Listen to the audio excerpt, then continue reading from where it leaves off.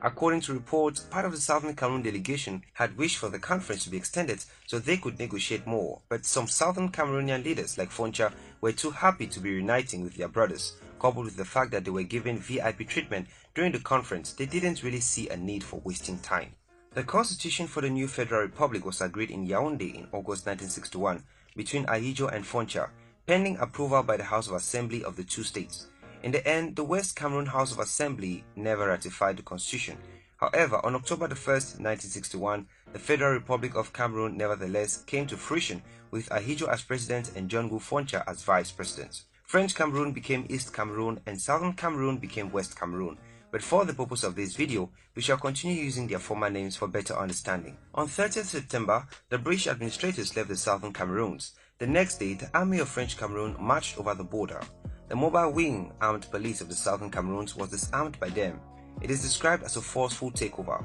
An official from French Cameroon was appointed in the position of a Governor General over the Southern Cameroons. His official title was Inspecteur Fédéral d'Administration. He was accountable directly to the President of French Cameroon. Then followed a host of other French Cameroon civil servants, including subsequently its police force, which literally took over Southern Cameroons. In 1965, Augustin N. Njua became the Prime Minister of Southern Cameroon, but was sacked by President Ahidjo in 1968 and replaced by St. Muna. French advisors of President Ahidjo recommended the introduction of bilingual schools to educate and assimilate Southern Cameroonians in favor of French Cameroon. The aim was to slowly absorb the Anglo-Saxon Southern Cameroonians into the Francophone hemisphere. That happened additionally to the massive deployment of administrators from East Cameroon. At this point, tensions started rising in Southern Cameroon, which led to Foncha expressing his unhappiness with Ahidjo's progressive assimilation and marginalization of the people of Southern Cameroons. Ahidjo sacked him from the position of vice president and replaced him with St. Muna in 1970. In 1972, President Ahidjo declared to conduct a referendum about the form of the state. The Southern Cameroon's lawmakers heavily opposed and rejected that idea, stating that the articles in the Fumban document that read thus, "Any proposal for the revision of the present constitution which impairs the unity and integrity of the federation shall be inadmissible, and proposals for the revision shall be adopted by simple majority vote of the members of the Federal Assembly, provided that such majority includes a majority of the representatives of each of the federated states, not through referendum." Ahidjo ignored the concerns, so under duress and to avoid bloodshed, Southern Cameroonians submitted to Ahidjo's decision. On 20th May 1972, the referendum was conducted with a favorable outcome for Ahidjo. The whole process was in violation of Article 47 of the Constitution of the Federation, which prohibited any attempts to change the federal form of the state. The name of the state was changed from Federal Republic of Cameroon to the United Republic of Cameroon. Ahidjo then divided Southern Cameroon into two parts, which he called Northwest and Southwest provinces, today known as regions. At the time, Southern Cameroonians were totally against Ahidjo's rule, and animosity started to increase among Southern Cameroonians because they felt totally disrespected and marginalized. Despite the fact that Southern Cameroonians were against Ahidjo's decisions, Cameroon as a country was doing well economically, but most resources was being moved to French Cameroon.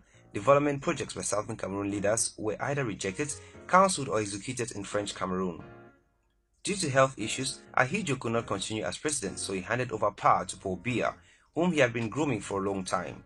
When Biya took over power from Ahidjo, he further aggravated the whole situation by single-handedly changing the name of the country from the United Republic of Cameroon to the Republic of Cameroon, which was the initial name of French Cameroon after independence. The change led to the removal of one star from the flag, which represented the two states, implying Cameroon was one and indivisible state. Southern Cameroon, through several efforts, fought to return to federalism, but all their efforts were abortive. It was during their struggle to return to federalism, or worst-case scenario, secession, that the word Ambazonia was first used by lawyer and political activist Fon Gorgi Dinka, where he called on the people of Southern Cameroon to secede and form a new state known as the Republic of Ambazonia. It was in this light that beginning in 1984, Ambazonia was declared to represent an intervention of the people of Southern Cameroon to return to statehood of the former British Southern Cameroon's territory. The group under Gorgi Dinka believed that by operation of the law, there should be an equal participation by the two states that made up the now extinct federation in a new vision for their countries, Republic of Cameroon and the Southern Cameroons, relations with each other. In the document dubbed the New Social Order, the Ambazonians' proposal of CACIN, the Cameroon-Ambazonian Confederacy of Independent Nations, was summarily rejected by the Republic of Cameroon. Instead, the leader of ARC, Ambazonia Restoration Council, Fon Gorgi Dinka was arrested and tried for treason for claiming the continuing existence of the sovereignty of the Southern Cameroons in the Republic of Ambazonia. During the presidential election in 1992, Southern Cameroonians and a vast majority of French Cameroonians rallied behind John Fundi because they felt if they couldn't get secession, at least they should get someone from Southern Cameroon rule the country, because they believed if they had a Southern Cameroonian as president, they would return to federalism.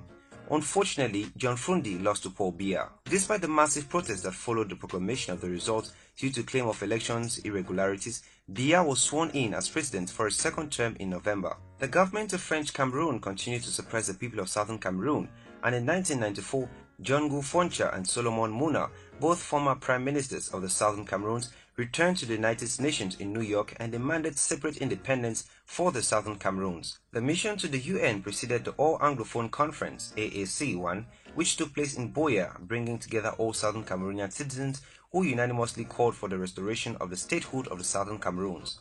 A second All-Anglophone Conference, AAC-2, was held in Bamenda, at which the decisions of AAC-1 were reiterated and a reasonable time given to French Cameroon to accept a return to the two-state federation, failing which the people of the Southern Cameroons would be left with no other option than to revive its statehood and revise its independence. The implementation of AAC-1 and AAC-2 were however stalled by the brutal arrest and incarceration of the leaders of the AAC, with several others escaping into exile. The desire for self-determination remained alive in the people of Southern Cameroon till October 2016, when everything escalated and took another turn. The crisis started with the teachers and lawyers' peaceful protest.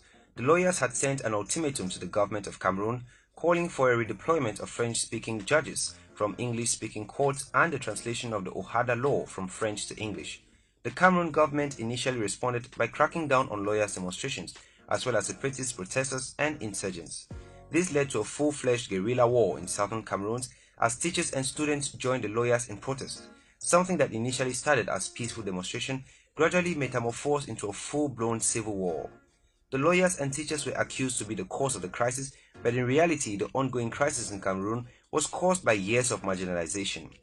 On the 1st of October 2017, at the climax of the crisis, the separatists from southern Cameroon declared the independence of southern Cameroon, which led to more violence. On November 30, 2017, the president of Cameroon declared war on the Anglophone separatists. This marked the start of a very violent confrontation between government forces and armed separatists. The conflict started in Manu Division, where the Ambazonia Defense Force operated.